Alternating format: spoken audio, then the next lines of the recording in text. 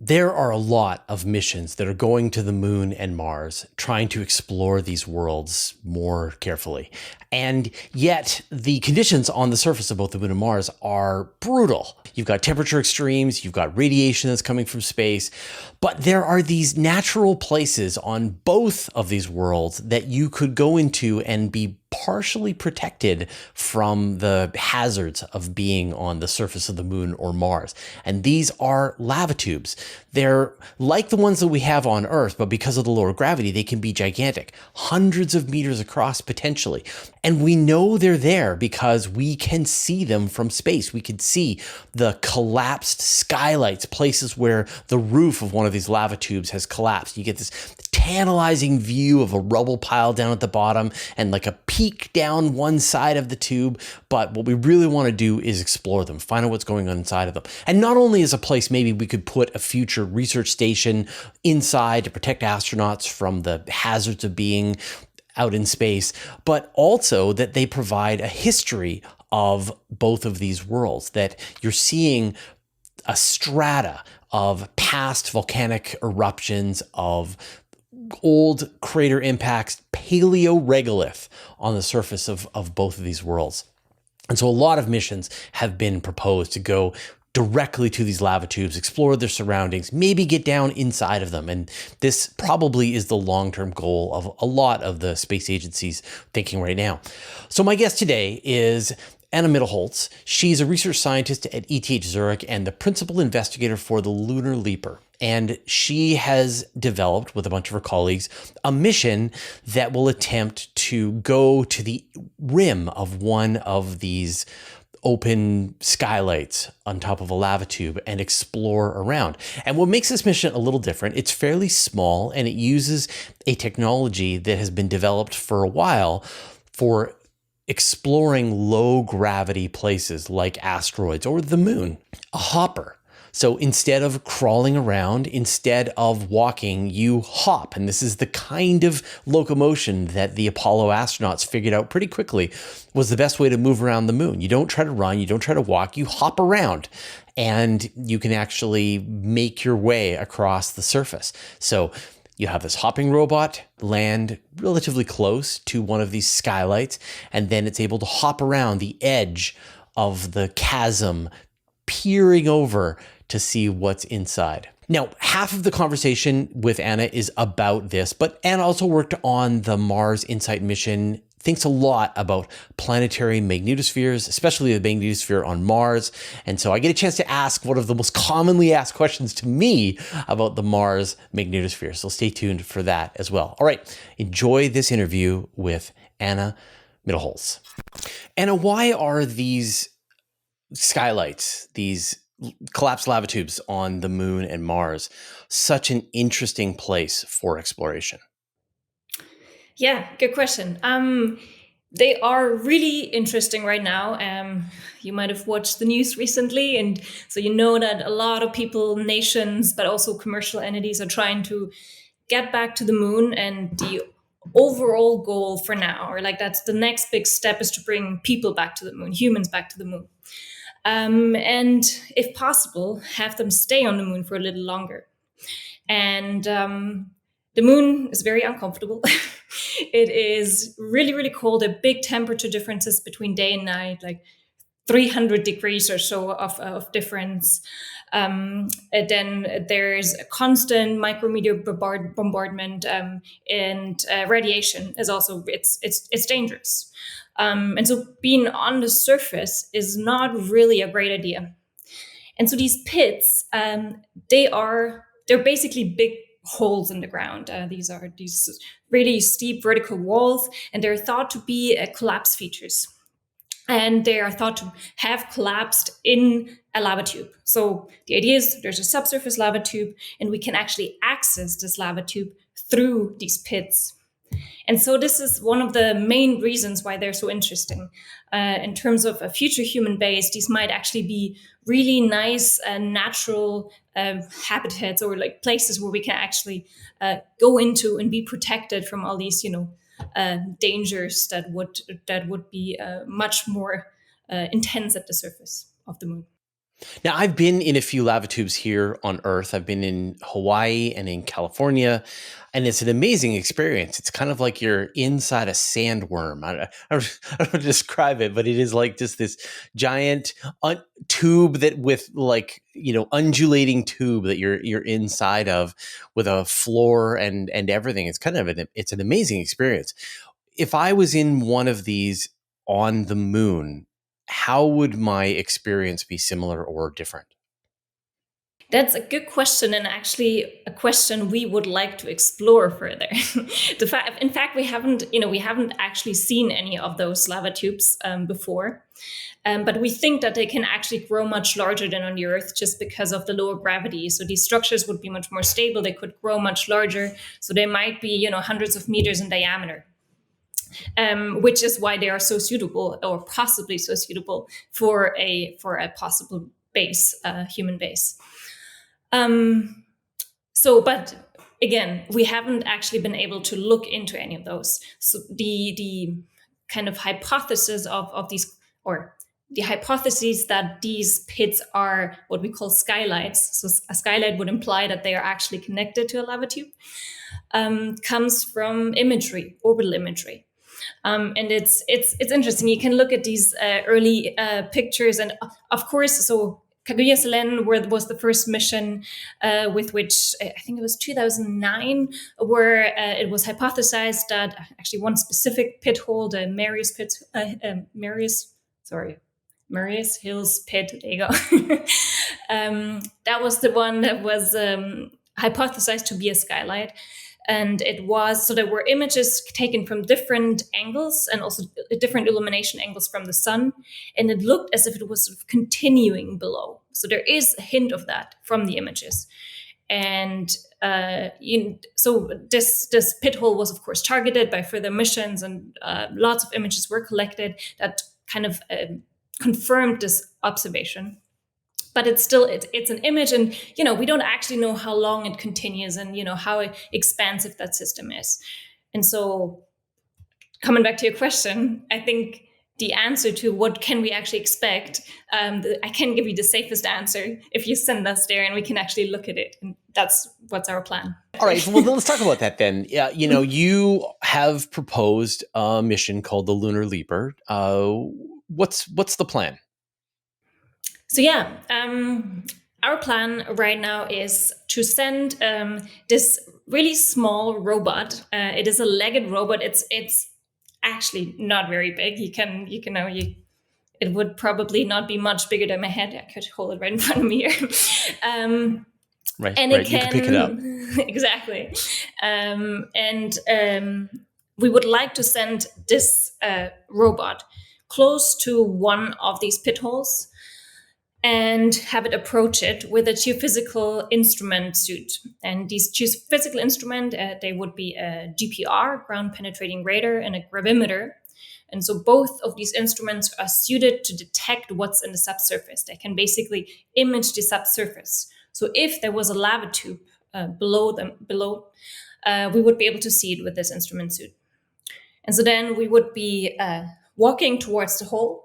And at the hole, we could, look at that hole in much more detail. We have a camera on board as well, of course, also for navigation purposes. So it's vital to have one of those. So we would be able to look at this in much more detail. We would continue our traverse to the other side, and hopefully actually traverse the point at which that subsurface lava tube ends. So then you would see a very big contrast where you have, from hole to no hole, come back and image the other side of that hole. So that's sort of the whole mission traverse plan. The mission would last 1 lunar day, so we don't have that much time. That's about 12 Earth days. But we think in that time we would be able to, look at the overall region and be able to, first of all, answer if there is a subsurface lava tube. That's the number one. We would then also be able to characterize its extent. We would be able to say something about, this access hole, the pit hole, how's the terrain, how does it look like? Would we actually be able to access it? How stable does the structure look? Then also we have some scientific questions, of course. So these, again, there's a subsurface lava tube. So we are in a region that has been volcanically active, or was volcanically active. And so we have a really nice location at which we can study the volcanic history of the moon. And in fact, if you coming back to that initially detected Marius Hills pit, when you look from orbit, you see all these different layers along the pit wall. And these are basically different lava flows. So these are lava flows, the oldest ones are the lowest ones. And then as you go higher up that stratigraphic column, basically you go younger and younger and younger. So we can almost study sort of a volcanic timeline of the moon. And then as sort of a last goal, we are interested in regolith, and that is the regolith. Regolith is the subsurface materials, kind of the broken up material that we find at the surface of the moon, and that basically is formed through constant impacts from space, and so it's like this. It's grinded up. And so we're interested in the surroundings around the pit. For example, for future mission purposes, we need to know like how hard is this material? Can we move it? Can we move in it properly? How what's the consistency basically? But then also along that pit wall, again coming back to this stratigraphic column, we might actually be able to detect layers of what we would then call paleoregolith, so older regolith, within this column, which would tell us about a time at which the volcanic activity was actually interrupted. There was a longer time at which no lava flow was just kind of adding up on top, but there was a break, which would actually be really interesting. We don't really understand the volcanic history on the moon very well. I've read a couple of papers where people are proposing that the moon is actually one of the best time capsules of the history of the universe that we could possibly find. That if you do a core sample on the moon and analyze the regolith, you're going to see records of solar eruptions and nearby supernovae going off, and the history of the moon itself, and maybe even the history of the Earth when there's various bits and pieces of the Earth splattered onto the moon. So it sounds like there's like a lot of science that could be done through this process of paleo regolith.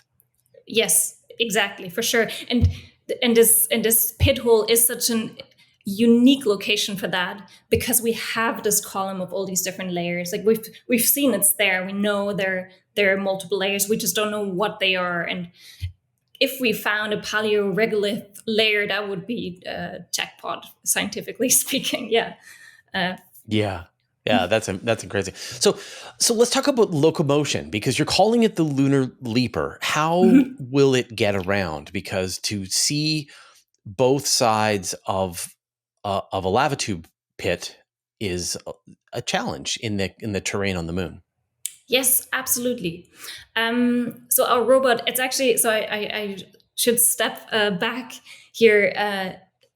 Our Lunar Leaper robot is based on a concept that's called Space Hopper. And so Space Hopper is actually a student project. It was developed in the RSL, the Robotics System Lab at ETH. And these students came together to basically design a robot that could move in terrains, specifically on asteroids, actually, but generally low gravity terrains. And the easiest way to get around when there isn't that much that holds us to the ground is hopping. And we can actually see that looking at the old Apollo astronauts, the way they moved on the moon. They very quickly figured out that the easiest way of moving forward was hopping. We know all these videos of them kind of jumping around. And that's sometimes actually falling over. Yeah, no, exactly. It's not that easy. And so that was one of the inspirations. And so that was the whole idea in mind when they started working on this. And so now we're building upon their work, and we're developing this asteroid hopper to be a lunar leaper. So to hop on the moon again, we think this is actually the most efficient way of moving. And also, it is likely the more safe way of moving. Like we know from all the rovers on Mars, for example, they are very limited in where they can actually go. Like you cannot go in terrains that is too steep, where where it's the material is too loose or so. And these are all obstacles that they're not. It's not a problem for our legged hopping robot, basically. And so we really think that this legged technology is one that, especially for the moon, could be really, really well suited. Yeah. Now, keep in mind, you're saying this after 2 previous lunar landers have failed to land properly face up. So True. you've got the Slim lander that landed upside down. You've got the Odysseus lander that probably broke one of its legs and fell over sideways onto the moon. So it's definitely not super safe. I mean, landing on the moon the first time and then doing it again, hopefully multiple times. How many hops are you hoping to make? I mean, so our general way of moving forward is sort of is a hopping motion. So that's kind of it. That's our walking. And the good thing, actually, so our robot. Okay, no so matter- sorry. So I okay. just want to understand this. So, So how far will you like? So you talk about this, that you're moving forward by hopping. So, like, how far will each hop be? Just a few meters, or will you hop from where you started to where you want to go next? So maybe, okay, sorry, maybe this wasn't actually clear. So we are actually trying on moving for quite a distance. So our total distance that we would like to traverse is approximately 1 kilometer. So that's how far we need to hop. How large these hops, like each individual one, how large they have to be is actually something that we're figuring out right now. And there's certainly a sweet spot, and how much energy did we use per hop? How efficient is it? And this is something we're currently in a phase where we're looking into feasibility, where we're looking into each of these different components, and that's something that we need to address. So I can't actually give you an exact answer right now. But right, but sorry. is it a purely propulsive hop? Or is it some kind of mechanical action like a grasshopper? So we have these little motors at each of the joints, and the movement is, so we're pushing away from the ground, and this is our way of getting forward, moving forward. So instead of having tires and rolling like a rover, we are just moving slightly differently. I understand. Okay, so you're not like with a thruster lifting off, No. hopping to a new location, landing again. You're using electricity to power these motors, and you've got this kicking motion. Yes, and the thing is hopping around instead of rolling, instead of some other method of locomotion. It's just this over and over again. So you'll know very quickly, right, how this is going to work. Understood. Okay. So, you talk about how you think this is a much better method. I mean, have we seen this tested?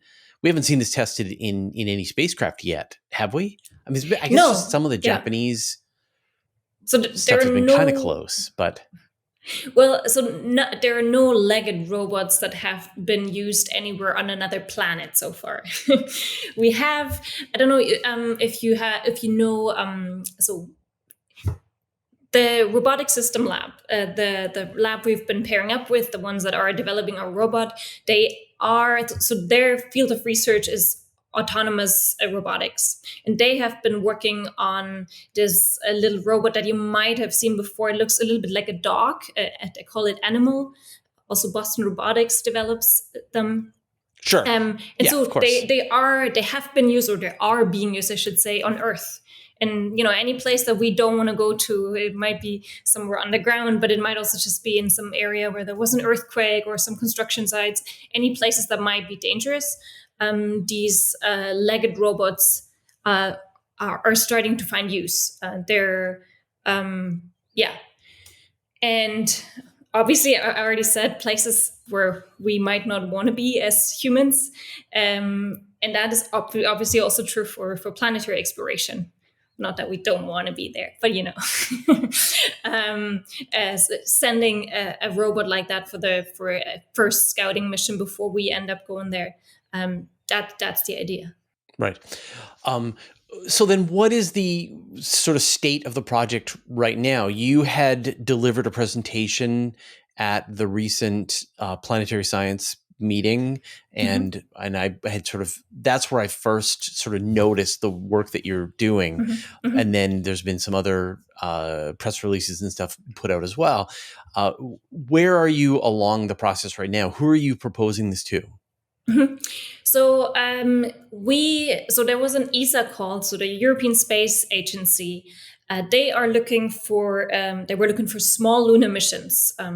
So small in terms of budget, but also in terms of timing. So this is supposed to be a mission that should go to the moon within 4.5 years. So very fast for a planetary exploration mission. And they were very broadly looking for anything that might be of interest on the moon. And this is the call we proposed to. And the deadline for that was last year in, I think, end of November. And so the idea back then was to really just kind of come up with, they call it an idea. So it's quite clear. This is the mission, and you obviously provide some technical details, but you don't have to go in all the details at that point. And so around 70 proposals were submitted at that point. And what is it, 20th of May? So on May 1st, so not too long ago, we actually heard back from ESA that our proposal was selected for the next phase. So we are really, really happy that this first step worked out. There hasn't been an official announcement. We just know that we can now work on the next step, which is going to be pre-phase A.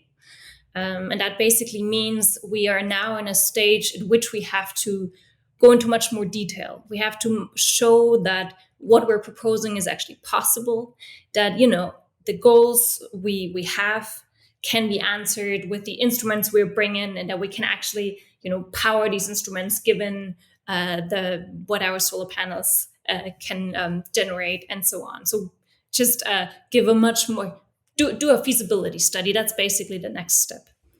And that's going to start in June. Oh, great. Fantastic. Yeah, I do a lot of interviews with people who have won the NASA NIAC Awards. I don't know if you're familiar with them, the Advanced Innovative Concepts. They sort of similar thing. They award people for very cutting edge ideas and then help them refine them over the years. But ESA has this completely separate program. They have their Cosmic Visions program. And as you said, these various ones that come up where they're like, any idea, we want to hear anything, no matter how out there that it is, that can solve some of these science goals that we have, and they're as interesting and as fascinating. In some cases, there's crossover where the same idea is proposed to both ESA and NASA at various points. And so I really enjoy reading through these calls for proposals and some of the ideas as they come out. So analyzing the sides and peering over the edge of a crater of a pit on the moon would be amazing, but even more amazing would be to get down into a lava tube and actually explore it from beneath. Yes. So have you spent any time sort of thinking about what would be involved to try to actually explore one of these from inside? Definitely. And I mean, that would obviously be really cool. So one of the kind of logistical things you would have to keep in mind is that we would still have to somehow communicate with a lander. So the way, maybe just quickly, the way to get to the moon would be with some lander that we haven't actually defined a specific one that we would then be able to communicate with, and that lander would then communicate our data with some satellite or the Earth. And that requires line of sight. So we need to be able to actually see our lander to some degree. And so jumping into the hole that would obviously complicate that situation by quite a bit. And this is why, for now, we have not proposed this. We do highlight, though, that this might be something we could do, especially if you think about. So one of the big advantages that I didn't actually mention earlier was that our robot is really light. Well, I said it was very small, but it's also really light, which I say advantage because you can actually it's very cheap to send it anywhere. Because you can carry a given payload and everyone kind of pays their contribution to getting their mission up. But that would also mean that we would never be the only mission to be brought to the moon. We expect that there would be multiple missions on that same lander. So maybe there's a possibility at some point to team up with some other mission that we would be able to communicate with, or something, something like that. This is not part of the concept we're introducing right now, or of the concept we're proposing, because it's something that we can't actually, evaluate, or we don't have all the details to actually get there. And we think we can answer important questions without jumping in. But as you said, jumping in would be quite the extra bit. And we know, or right, maybe the final part. Just exactly. As the sun is going down. The grand finale. One last exactly. Off the edge. Yeah, over the edge. We're likely not going to survive the night anyways, right? And so this final jump, if we die anyways, it's maybe not even that big a risk either. So as long as we can communicate, then even if we, don't survive the fall, that would be fine. Right. Well, but it might even be more protected down in the lava tube. It's more protected from the temperatures, and so in fact that might be the way to save the mission, is to get down out of the the extreme temperature changes, and it might be the way. Yeah, I love that idea. Now, most of your work as a scientist is thinking about Mars, and you worked on the InSight mission, but I would love to know. These same things, these collapsed lava tube roofs, are on Mars as well. But then we saw the success of the Ingenuity helicopter. We know that helicopters work well on Mars. Would your idea hold a candle to just flying a helicopter around the edge of a lava tube and down inside of it? I mean, that would be amazing. I guess it. On the moon, there is probably not quite enough atmosphere that we can do that. We know we can do it on Mars. The only thing we would have to consider, the only thing we have to consider is powering it. Anything that has to do with solar panels underground, it does not work so well. But if we could power it, I mean, that would be amazing. We would actually be able to get in there. So yeah. For sure, that would be an option. To the opening after every flight or something. Yeah. Yeah, sure. If that works, if you can always recharge and then you go back in and then you come back out, recharge, maybe that could work. Yeah, and I mean for Mars, it's sort of the same idea as for the moon, right? When I mentioned earlier, the ultimate goal is to get to the moon. That's not quite true. The ultimate goal is actually to get to Mars, right?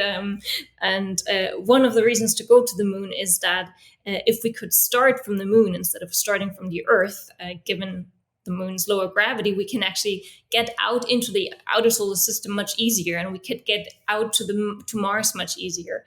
To, for example, bring humans to the surface of the moon, and again, we would have these lava tunnels as a possible site for a suitable base. So same exploration background in some ways. Yeah.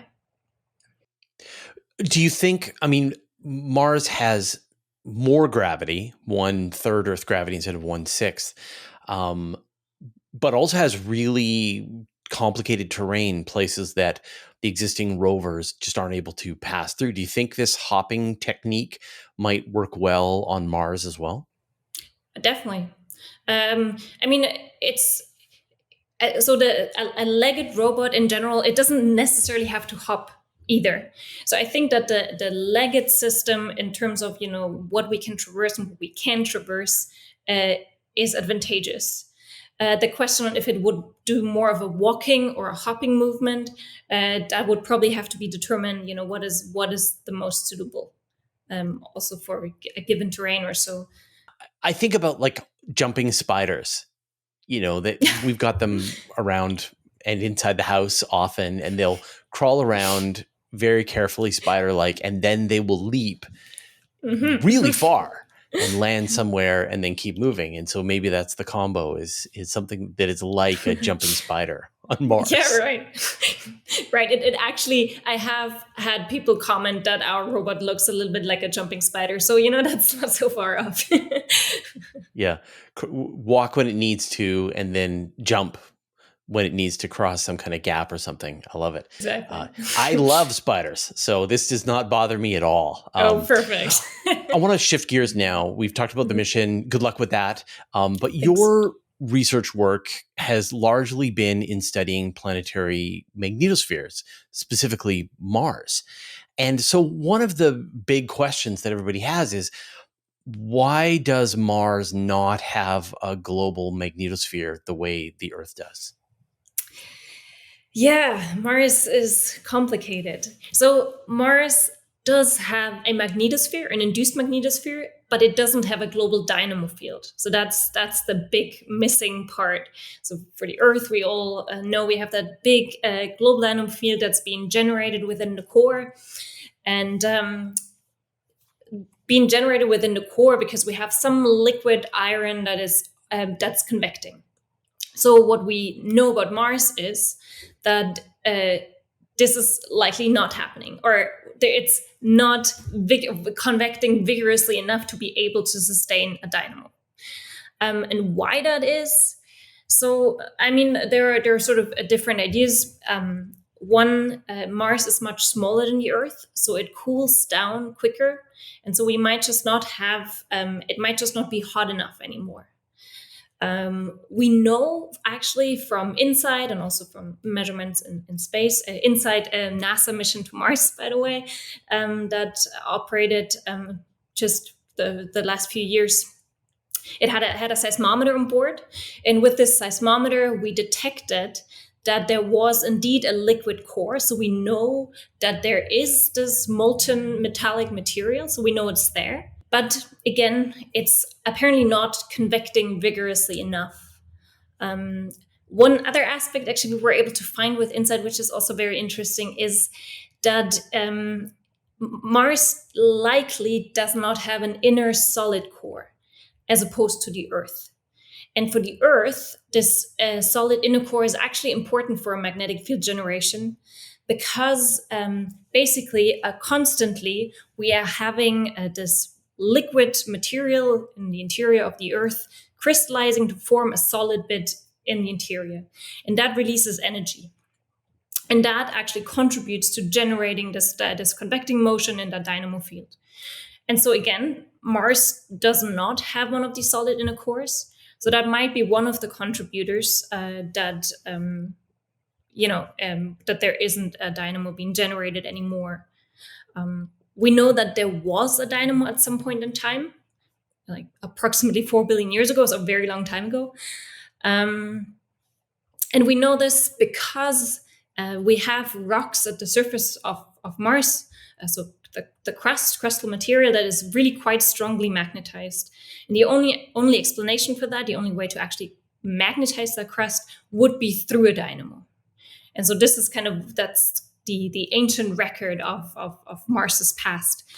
And maybe it was just much hotter back then and it was able to sustain that dynamo. And then after cooling down, the dynamo died and that was it. That's a possible explanation, but we don't exactly know. Now, you said that it has an induced magnetic field. So sort of how would you characterize that? Yeah. So basically a magnetosphere is not necessarily just a dynamo field. It is the way a planet interacts with the magnetic field that's being produced or that's coming from the sun, the interplanetary magnetic field. And so the sun with its solar wind, it will impinge onto a planet. And for example, on the moon does not have a magnetosphere. The solar wind literally just, impacts the body itself. And so there's no magnetosphere.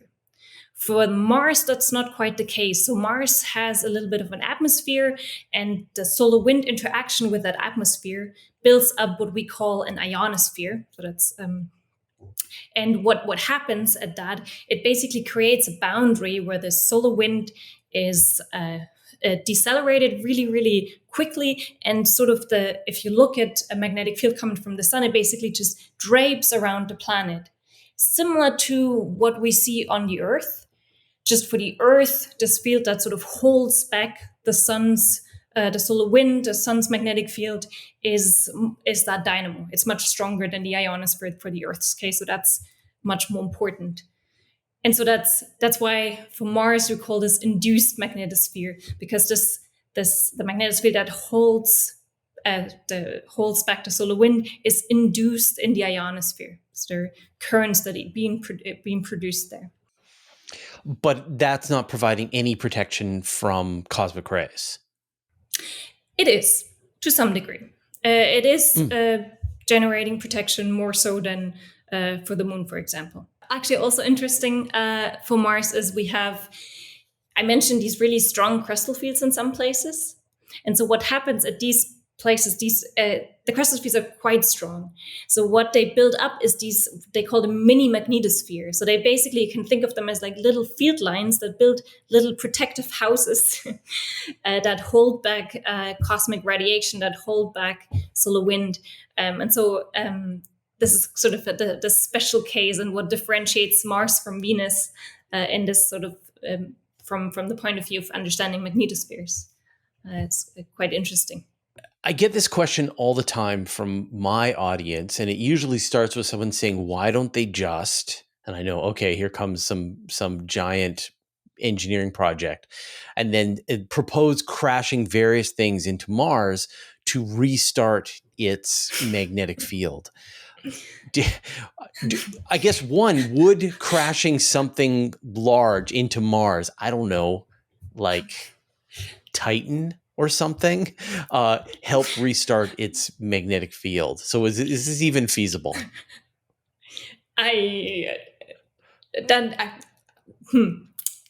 So what do you need? You need convection within the interior. That's easiest if you have a big temperature gradient. So the interior has to be really hot, and as you go further out, it's colder, so that the hot material rises. If you crush something very big into Mars, you would certainly do something to its thermal state. You would probably melt quite a bit of it. Who knows? Maybe. And actually, for Mars's past, so Mars has a very funny shape. I don't know if you know this. It has a very the southern hemisphere and the northern hemisphere look quite different. The southern hemisphere is much thicker. It has a much higher altitude than the northern hemisphere. And one of the hypotheses is that an impactor produced that signature. And so that could be what was it, Titan impacting Mars? And it has actually been proposed that at least that it affected the magnetic field. I don't know. I mean, if we would have to run some dyno models and see what we can do with this temperature differences to actually start one. But if we just crush little things into Mars, I do not expect a magnetic field to start. And this whole the core drilling down. On Earth, what I think the deepest borehole is 13 kilometers or so. We have a radius of 6,371 kilometers. It's a fraction. We don't get very far. And then our equipment starts melting. We're sort of going sideways suddenly. So, it's not that easy. Right. So maybe instead put a meter of regolith between you and space and don't worry about the problem anymore. That seems much easier. So, Anna, what are you obsessed with right now? Okay, I'll give you two answers. I'll give you my science answer and my non-science answer. My science answer is sticking with my magnetic field obsession, I think it is really interesting that if we look at the different planets in our solar system, not just planets, also moons in our solar system, and even just the terrestrial ones, if we look into, which of them has magnetized crust, which of them has an ionosphere, which of them has a dynamo field, these different compositions that make up a magnetic field environment. Each body is different. It's kind of crazy. And I would say that the question I'm sort of obsessed with, and I know it's a little bit of a large scale question, I would like to know how every single of these bodies got to the point they are now. Like, how did Mars end up with a strongly magnetized crust, no dynamo, an ionosphere, that's kind of the state at which we can observe them now. I think that's my science obsession. And I mean, when you think about Venus, right? Venus is the same size and mass as Earth, and yet doesn't have a dynamo in the same way that Earth does, doesn't have plate tectonics the way that we do. Like, you couldn't have set up the conditions to have a twin more carefully, and yet we don't have a twin. That's got to be keeping planetary scientists up at night. Why? We have this hugely dense atmosphere and its ionosphere. No dynamo, and no indication that there was a dynamo at any point. Actually, from all the terrestrial planets, Venus is the only one where we have not detected magnetized crust. To be fair, Venus has very young crust. So the surface is very young. So maybe, it was actually magnetized at some point, and it's just because of resurfacing and reheating, it lost these signatures. But still, it's quite interesting that there's really no indication of anything in terms of a dynamo now or in the past. So yeah, I agree. Yeah, I don't know. And it feels like we are going to need exoplanets to answer this question, that only by observing enough exoplanets in the radio wave, detecting the auroras coming from their magnetospheres, getting a sense of how many exoplanets out there do have global magnetospheres, will we be able, like, maybe Earth is the only one in the universe, which seems unlikely, but still. And maybe we're going to find they're all over the place, and it makes a lot more sense. So I feel like exoplanets are probably where the answer will be found. It's a rising field, and more people interested in it. I think in terms of magnetic research, it's still at the very beginning. But in a way, just looking at, how does atmosphere escape from a given planet gives you information on the geometry of that field. We know that if we have a dynamo field, most of the atmosphere would escape at the poles following the field lines. If we don't have that, that's not the case. Like for Mars has very different atmospheric escape channels. It's and this whole, and actually talking about this, and this very interesting connection of atmosphere and magnetic field. Do we need a magnetic field to keep an atmosphere? Venus would say no, So this is actually there's another question that's linked to this that I think maybe exoplanets are the solution, or will provide the answer, because we are limited with our few planets that we have in our solar system. Yeah, for sure. Yeah. And your non-science obsession right now? My non-science obsession. I love climbing. I'm a big. That's my big hobby here on Earth, and so that's how I keep my connection to Earth, in being outside and enjoying rock around me. That's my non-science obsession. Yeah. Well, you spent all this time here in British Columbia going to UBC. I'm sure you spent some time at Squamish and Whistler and getting a chance to get outdoors here. I mean, that's I take 2 months off of like July and August every year, and then all I do is spend my time outside. It's such a wonderful part of the world to be able to do that. Definitely. Awesome. Squamish. I think I actually dedicated my thesis to the chief in Squamish for keeping me sane. Yeah. Oh, that's amazing. Yeah. For those who don't know, you may Google it or whatever. It's this gigantic granite mountain here near just outside of Vancouver. And Yeah. there's the hard way, which is climbing up the face of the chief. And then there's the easy way. There's a nice trail that you can Yeah, follow right. up the backside Of and course, of step out course. on the top and get the same view, which I've done several times, and it's great. I haven't tried the face. That sounds hard. Well, and it was a pleasure to talk to you. Thank you so much for taking the time to chat with me today. Good luck with Thank your you. project, and hopefully we'll talk next after you've come back from the moon. Oh, yeah, that sounds like a good plan. Thank you. I hope you enjoyed this interview with Anna Mittelholz. I'm going to sort of talk more about lava tubes in a second, but first, I'd like to thank our patrons. Thanks to Abe Kingston, Andrew Gross, Dennis Alberti, Dougie Stewart, Dustin Cable, Jeremy Mattern, Jim Burke, Jordan Young, Josh Schultz, Mark Ansis, Modso, Paul Rohrbach, Stephen Krasaki, Stephen Fowler Munley, and Vlad Shiplin, who support us at the Master of the Universe level, and all of our other supporters on Patreon. Well, as you probably know, I am utterly obsessed with these lava tubes on the moon and Mars. And I've talked to many people about what it's going to take to be able to investigate them. We've written tons of stories on Universe Today about this. Anytime anybody brings up any proposal to figure out a way to explore the insides of these lava tubes, we're all over it. And there are so many scientific questions that can be answered. I mean, you've got this geologic history that is in this safe environment, comparatively safe anyway, for the rest of the planet, that you could go down into and you could be protected at the same time that you are exploring this history on both the moon and Mars.